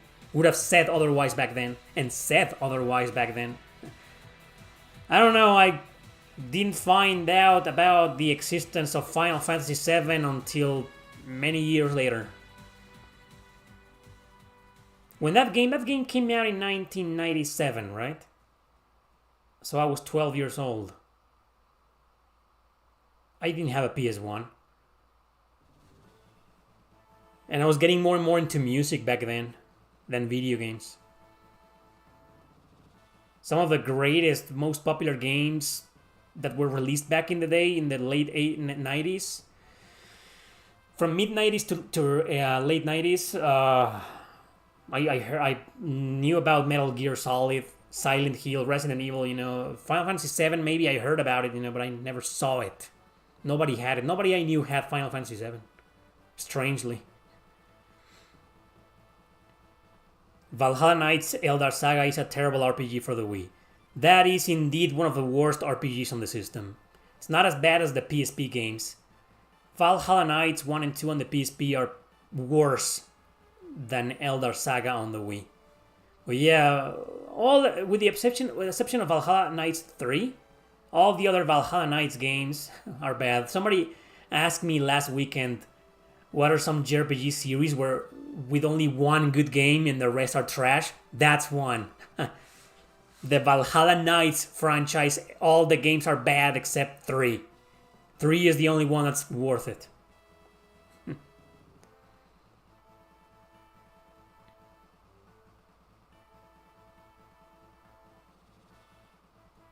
Final Fantasy V is good.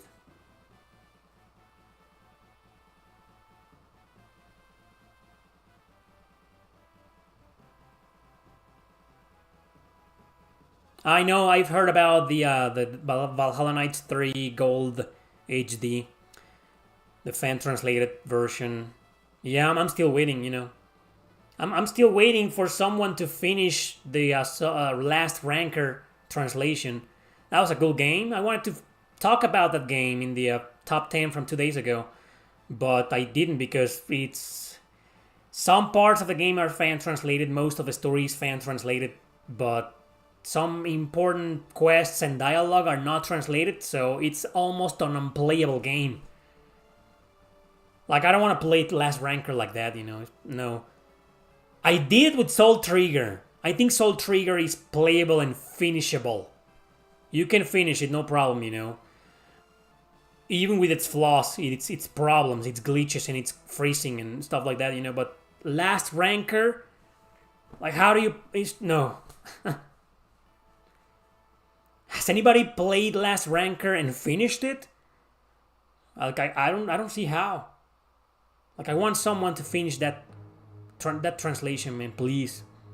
Because that seemed like a really interesting game. It also seemed like it was going to be very repetitive, though, but it seemed like an interesting game.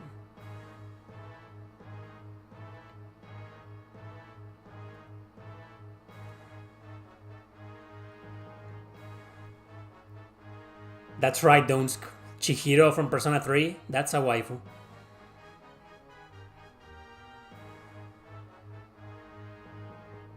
She's hot. Very. Ati. Ati80, I don't know how to pronounce her name. Ati. From Summon Night. She's also in Summon Night 6. Last Wanker.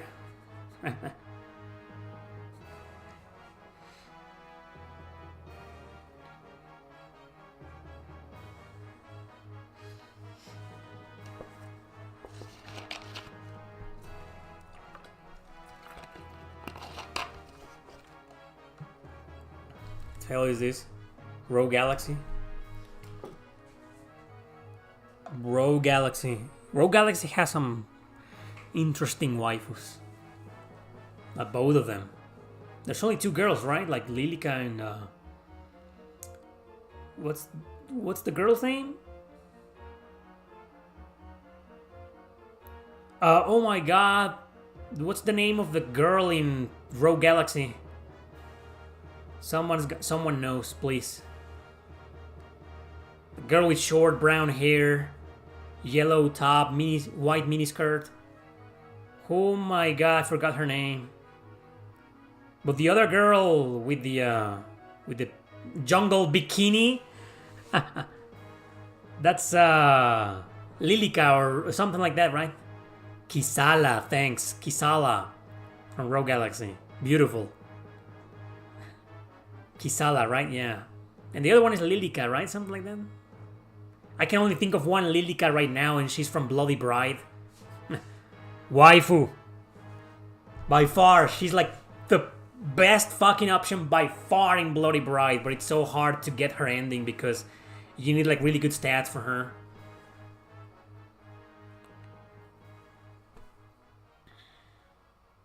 Last Remnant has one good thing about it. Well, apart from the music, which is fantastic. The general, I forget her name. She's one of the 4 generals, right? Thank you, Denise. Take care. Consider joining my Patreon page.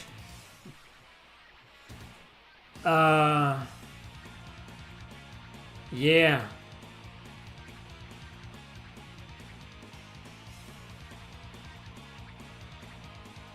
I forgot what I was saying.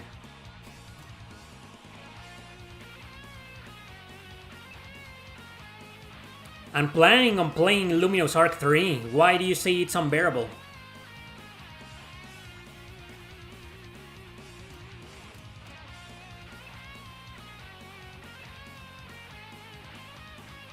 Oh yeah, I was talking about the girl from the last Remnant. So, at the beginning of the game, the protagonist gets like underground, lost with her.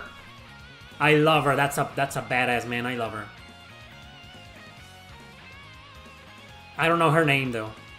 It's been a long time since I touched that game. You don't like too much dialogue. Well, Luminous Arc 1 and 2 and Stella Glow are also like the same, right? They have a lot of dialogue. So 3 is like the game with the most dialogue in the trilogy.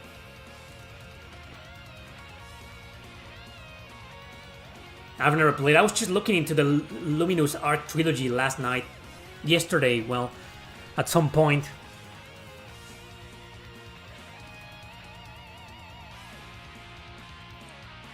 And then there's Luminous Arc Infinity on the PS Vita. Never came out of Japan. It is not fan translated. Well, I don't know, Roslan.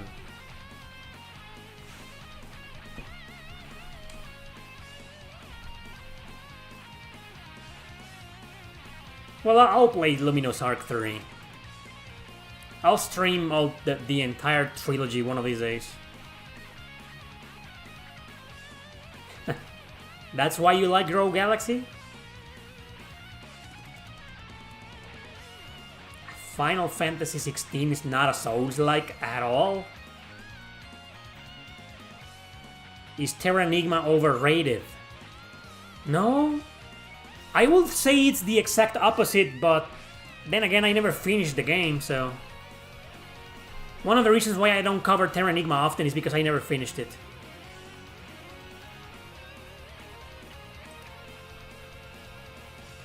Terra Enigma, yeah. I think it's an okay game. It's a good game. Threats of Fate. Threats of Fate? No. Not a bad game, but not a good game either. Nope. Can you share a link? I think so, yeah. It should be possible, I don't know. Try it out. Post whatever you want to post. If it's a YouTube video, I don't think it's gonna be possible. I don't know. YouTube has a lot of new rules nowadays. Tails. I love Star Ocean, but I prefer Tails. Though Star Ocean, the second story R, is the highest ranked in my blog of both series, you know. Berseria is below it. I think I like Berseria more because of the story and characters.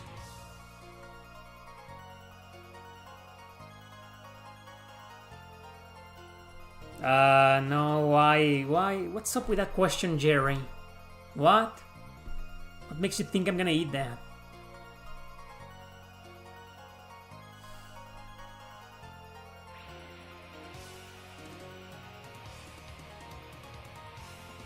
If you want a 1,000 Arms sequel, play the prequel, play Bloody Bride, which is the prequel to the Persona games.